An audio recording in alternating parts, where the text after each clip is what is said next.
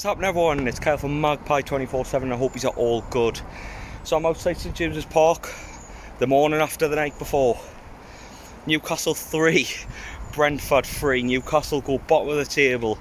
However, there seems to be a bit of a different feeling because I've just came off True Faith's podcast, and well, obviously speaking with Alex Hurst and Norman and Mickey from True Faith.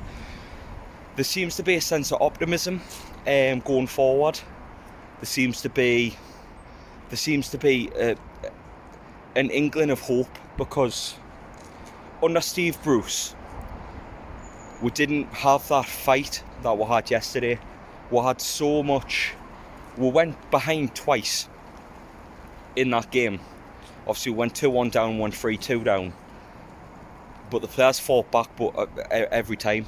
It was so refreshing to see. Like, I can't wait for the podcast on Monday, and it's the first time I've been able to say that for a long time. It was so refreshing. We were pushing, we were trying to attack. We looked ferocious on the break. We looked absolutely unbelievable on the break. It was so nice to see. We're pushing, trying to attack, trying to force the issue, trying to make something happen.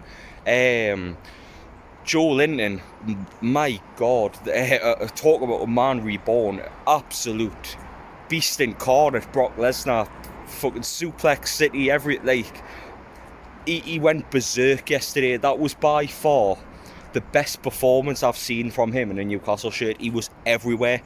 He forced. He got the ball off them, pressing high, won with a corner that got with the first goal. He took his second goal absolutely phenomenally well.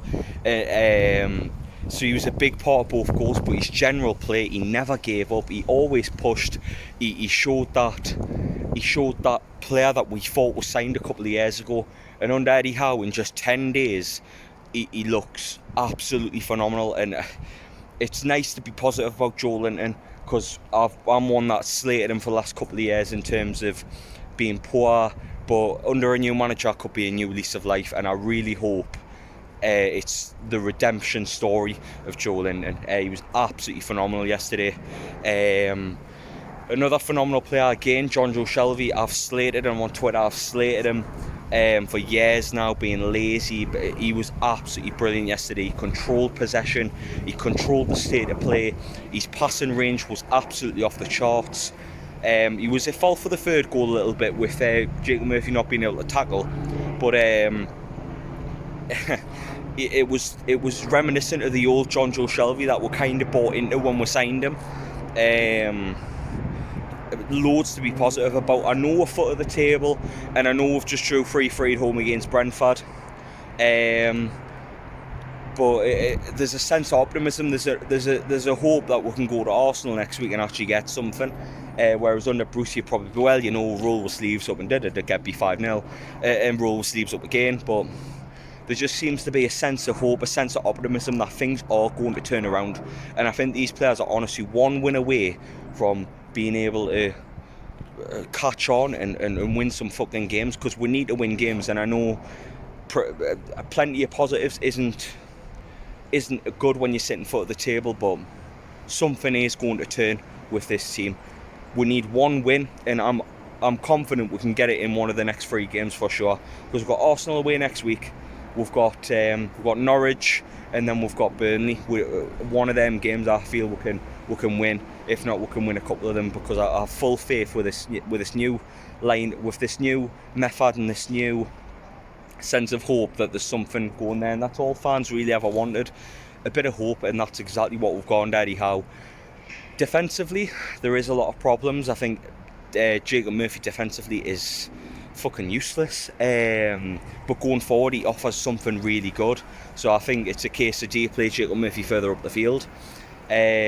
Richie was poor again. All 3 centre-backs for me defensively were torridly bad, but going forward, Shea offered that pass, he offered something going forward. Willock in the midfield was poor as well. I think there's so much more that Eddie Howe can get from this team and his coaching staff. And I think going into after a couple more weeks, I can see we're really turning up the pressure, because going forward we're a different team. The high press was unbelievable. The amount of times we wanted to win the ball in their half, just little things like bits of pressure, bits of fight, good tackles. But there is a lot of positives, and I'm really positive about doing this video and positive about being here and stuff. But like, it doesn't come without the negatives, and I'm sorry, like, but Carl Darlow's got to be dropped now, I think. He was absolutely shit yesterday. I think for the first goal, absolutely horrible. Of all people as well, Ivan Toney, who shushed the home end, probably rightly so. To be fair, I can't argue. He did get pelters, and got booed off by the Gallagher. So fair enough. Ivan Toney proves we're wrong. To be fair, former Newcastle player scoring against Adam Armstrong did it a couple of years ago. At Blackburn, it happens. You know what I mean? It happens. Whatever. But but in the third goal, I thought he could have done more with as well. But I think, honestly, if Dubravka plays yesterday, we win that game by 2 goals, I think. But it's sad, because I think Carl Darlow's a great goalkeeper. He did fantastically well last season. I just think now it's time to get Dubravka in. It seems every time Dubravka's on the bench, Carl Darlow has a bad game. So that tells you all you need to know, really. It's a number 2 mentality. He's a good goalkeeper and tout for England last year, and I'll thank him for everything that he did last season for it. Probably kept up the first half of last season. But yeah, I think it's time for Dubravka to come in. And Kieran Clark as well, and Jamal Lascelles, very poor. I know Lascelles scored the goal yesterday. That put 1-0 up, but yeah, I think reinforcements are needed in January, like, for sure. In defence being the main part, we need a new fullback, 2 new centre backs, and hopefully a new midfielder as well. But I don't want that to spoil the positives a bit, because I've got plenty to be positive about. There's loads of good things going on at this club now. New owners, new manager, new direction, new a new way of playing. It's nice to see a good mentality, pushing forward, trying to make things happen. But the one thing we have now is hope. Like, but when Steve Bruce was here, I didn't think we could go to Arsenal and get something. Now I do. Reason, because we can score goals. If we can get the defensive part right, we'll be able to do something. But we can score goals, and on the attack we'll look very good. And even though Callum Wilson had a bit of an off day and missed a couple of chances, we still scored 3 goals. Haven't known that in the last couple of years, so a lot to be positive about. Although we're bottom of the league, plenty to come, I think. The Magpie 24/7 podcast is back on Monday. Really looking forward to that with Paul. We took the international break off, but we're back as of every Monday again, like we usually are. But can't wait for that. Can't wait to see what you think in the comments as well. Should we stick with the wing-back system? Would you change formation? And are you confident going into the Arsenal game? But I'll love yous and leave yous for now, and catch us on the next Magpie 24/7 video. And I'll see you later, everyone. Bye for now.